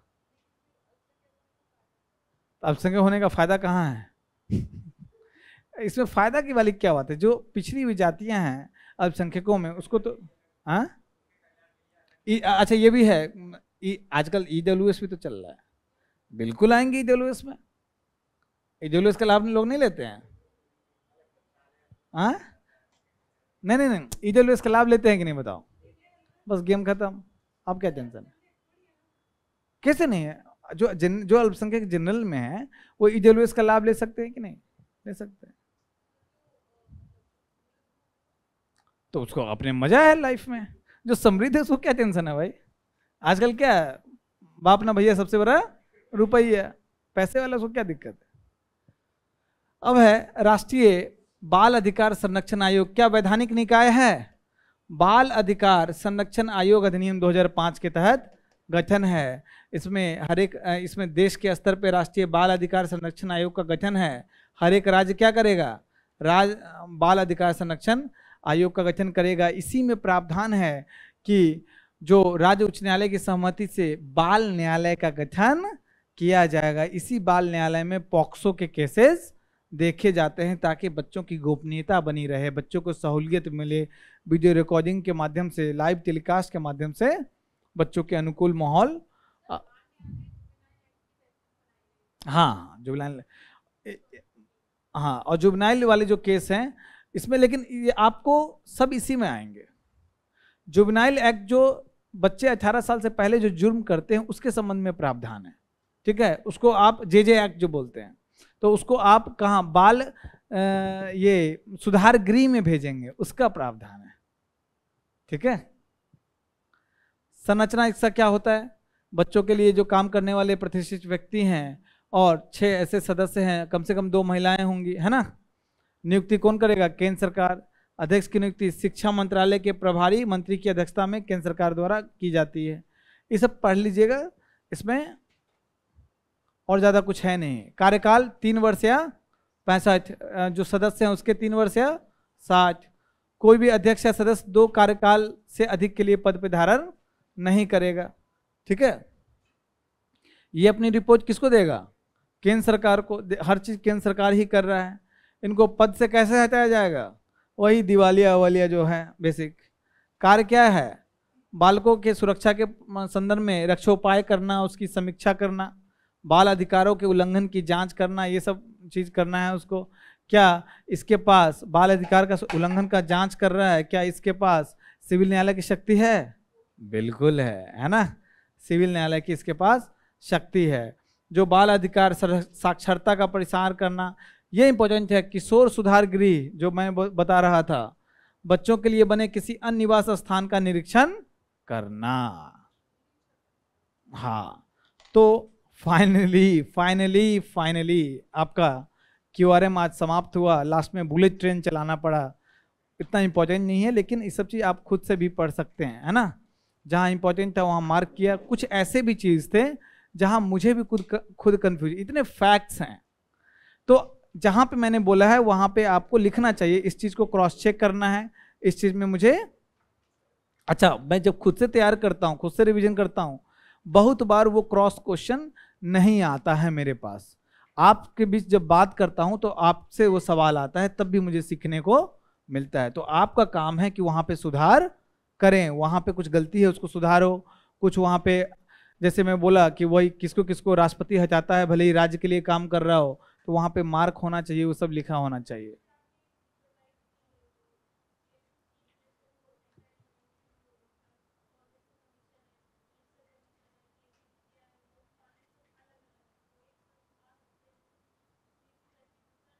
हाँ, बिल्कुल बिल्कुल बिल्कुल बिल्कुल, एक जगह कर लीजिए। और QRM में इतने स्पेस हैं कि उस स्पेस में आप यूज कर सकते हैं। मजा आया? अच्छा, चलिए, थैंक यू।